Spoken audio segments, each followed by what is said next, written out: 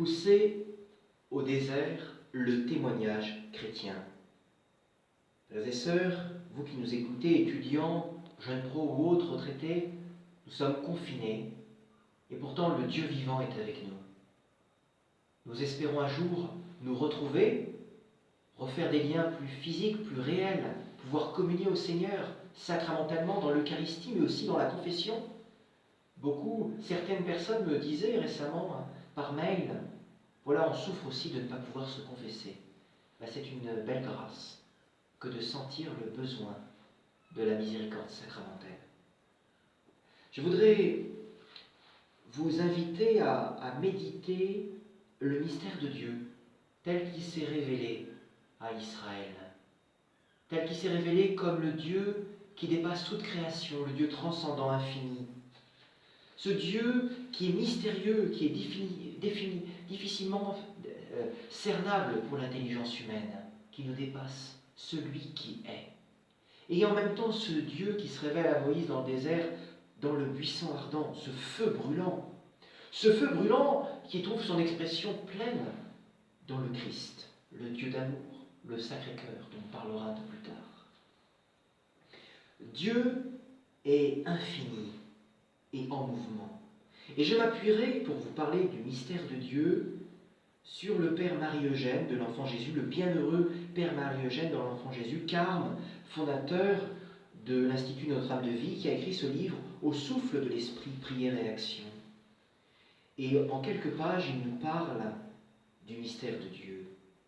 Je vais le lire. Dieu est l'infini en mouvement. Qu'est-ce que Dieu ?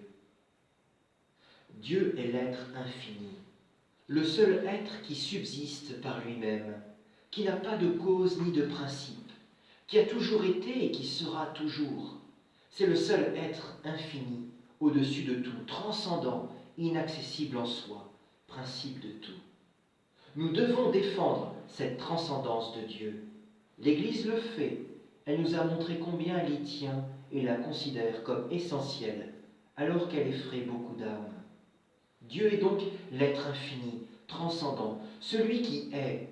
Dans l'Exode chapitre 3, verset 14, il dit « Je suis celui qui suis », infini en son éternité, dépassant donc le temps car il est au-dessus du temps, infini dans ses perfections par ses dimensions et par tout, infini dans lequel, par conséquent, on ne peut pas trouver un ordre de croissance. Il n'y a pas de développement car une croissance, un perfectionnement supposerait qu'il n'était pas parfait dès le principe. Dieu est infini. Et en cette infinité, il y a apparemment, du moins à la considérer avec notre esprit, une certaine stabilité. Il est dit dans le psaume 102, « Toi, ô mon Dieu, tu restes toujours le même, et sans fin sont tes années. » Le psalmiste souligne cette stabilité de Dieu, cette absence de changement. Nous changeons de vêtements. La nature change aussi d'apparence. En ce moment, frères et sœurs, certains sont malades. Dieu ne change pas, parce qu'il est infini. Dieu est aussi enveloppé de ténèbres. Qu'est-ce que cela veut dire ? Le regard de notre simple raison, déconcerté par ce qui est inaccessible, cette transcendance de Dieu, notre regard finalement n'y voit qu'obscurité.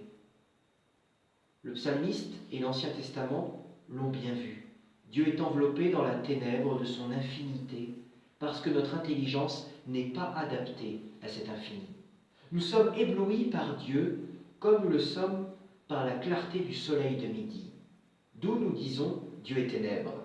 Dieu est enveloppé de ténèbres. Cependant, il est des saints à qui Dieu a révélé quelque chose de ce qui est dans la ténèbre. Nous en trouvons un exemple dans Saint Jean, dans le prologue de son évangile.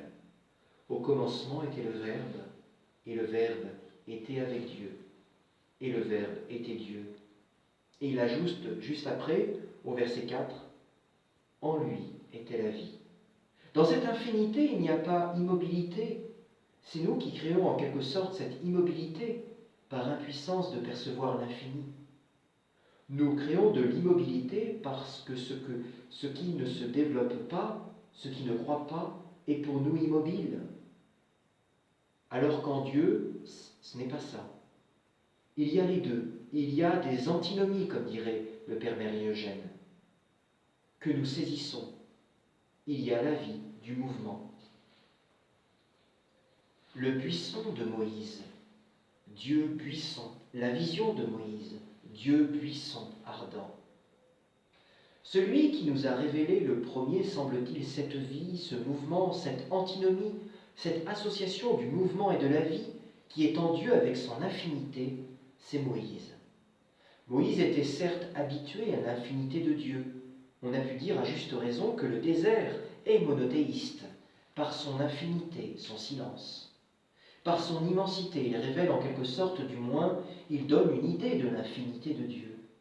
Le désert est monothéiste parce qu'il exclut les divinités et place en face de l'immensité de Dieu, de ce Dieu inaccessible.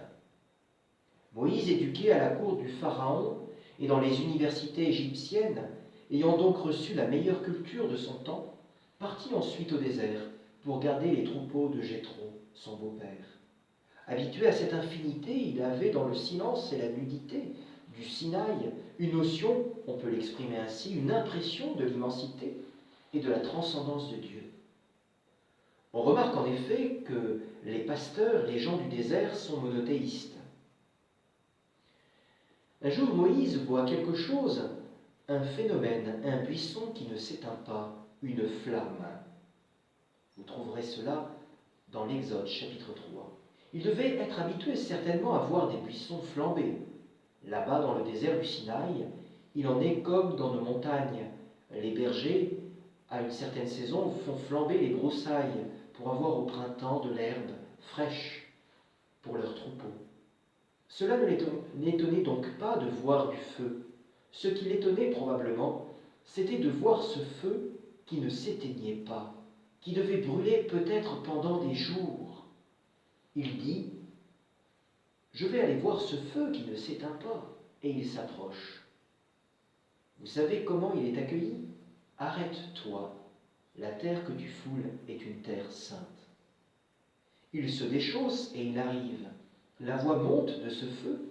« Qui êtes-vous qui me parlez ? Je suis celui qui est. Je suis le Dieu d'Abraham, d'Isaac, de tes pères. » La voix monte, « Je suis celui qui est. » Et Moïse le connaît, celui-là, celui qui suit, c'est-à-dire l'infini, l'inaccessible, le transcendant, celui qu'il connaît bien. Mais ce qui le déconcerte, c'est de voir ce transcendant dans un mouvement. Qu'est-ce en effet que ce feu ? C'est une vision symbolique, une théophanie de Dieu. Dieu n'est pas seulement l'inaccessible transcendant, il n'est pas l'obscur, non, Dieu est lumière. Plus que cela d'une certaine façon, Dieu est flamme, la flamme qui monte, le brasier. Dieu est le brasier qui lance des étincelles, qui lance des rayons. Le voilà. Et cette notion de Dieu, d'un Dieu évidemment saisi dans un symbole, éclaire certainement Moïse et le transforme, nous dit le Père Marie-Eugène. C'est précisément là une de ces connaissances qui pénètrent dans les profondeurs de l'âme, qui la transforme et la marque d'un sceau. Désormais transformé ainsi par cette lumière et en même temps cette chaleur, il ne peut pas ne pas agir sous son influence. Il va recevoir sa mission pour aller en Égypte. Mais le voilà préparé à la remplir par cette vision symbolique. Il pourra tenir tête à Pharaon. Il sait ce qu'est Dieu. Ce Dieu qui est l'inaccessible infini. Ce Dieu qui est flamme, qui est brasier. Dieu est brasier consumant, un feu consumant. Voilà la connaissance de Moïse. Et il nous éclaire. Il est chargé de nous transmettre cette révélation qu'il a reçue. La révélation de Jésus, Dieu mouvement d'amour. Cette révélation s'est précisée encore un peu dans l'Ancien Testament, mais surtout par notre Seigneur. Notre Seigneur arrive à Jérusalem, à la capitale intellectuelle et spirituelle de la Palestine, de ce peuple auquel il vient annoncer la bonne nouvelle. Que vient-il faire ici? Il le dira à Nicodème en Jean 3, 1, 21. Il trouvera un homme intelligent, un de ces docteurs de la loi, que nous sommes habitués à mépriser un peu parce qu'ils étaient pharisiens et que nous les voyons commentant la Torah. Parmi eux, il y a cependant un homme intelligent que notre Seigneur a choisi. Ce Nicodème, docteur de la loi, timide, vient pendant la nuit. Il a vu notre Seigneur, il dit qu'il vient de Dieu. C'est malheureux pour lui qu'il vienne de Nazareth, de la Galilée. S'il avait été à Jérusalem, quel magnifique docteur de la loi il aurait fait, n'est-ce pas? Mais Nicodème reconnaît la main de Dieu. Oui, maître, rabbi, seul quelqu'un qui vient de Dieu peut faire ce que tu fais. Notre Seigneur répond au désir de cet homme, de ce grand esprit, de cette âme de bonne volonté. Il va lui parler des régions d'où il vient. D'où vient-il? Il vient des régions de Dieu. Personne n'est allé là-haut, dans cet infini. On l'a vu par des visions symboliques, comme Moïse, peut-être au désert. Mais personne n'est sorti de ce brasier, de cet infini, de cet être transcendant qu'est Dieu, pour nous dire ce qu'il y a en lui. Un seul en est descendu, c'est moi. Voilà ce que dit notre Seigneur. Seul le Fils de l'homme vient des régions de Dieu, de ces régions transcendantes. Seul, il peut en porter témoignage parce qu'il les a vues, il les a expérimentées. Saint Jean nous dira lui aussi dans sa première épître qu'il a touché et senti tout ce qu'il y avait dans le Christ, non pas seulement en son humanité, mais nous pourrions dire dans sa divinité. Il l'a touché en quelque sorte et il portera un témoignage dans son évangile de l'humanité du Christ, de ses faits et gestes, de ses paroles, en même temps que de la transcendance de sa divinité. Mais ici, c'est Jésus lui-même. Et que nous dit-il? Il va nous raconter quelque chose de Dieu, nous faire comme une description. Que va-t-il nous signaler de cet infini dont il vient? Il nous dit, en cet infini, il y a le Père. Il nous révèle un épisode, en quelque sorte, un mouvement du Père. Qu'est-il? C'est un mouvement, oui. Dieu a tellement aimé le monde qu'il a donné son Fils. Jean 3, 16. Voilà le geste capital et essentiel qui va nous dire la nature de Dieu. Oui, ce Dieu n'est pas seulement brasier qui lance des étincelles, des rayons. D'où sont montées ces étincelles, que sont les anges, êtres finis? Dieu, un jour, par ce mouvement d'amour qui est en lui, a fait un mouvement si puissant qu'il a, on pourrait dire d'une certaine manière, éjecté en quelque sorte quelque chose de lui, et ce quelque chose de lui, c'est son Verbe, son Fils. Nous voilà maintenant renseignés par cet épisode sur ce qui est Dieu. Dieu, le Père, source de lumière, source de miséricorde, et un Dieu d'amour. Ce mouvement qu'a saisi Moïse, ce brasier, c'est un brasier d'amour.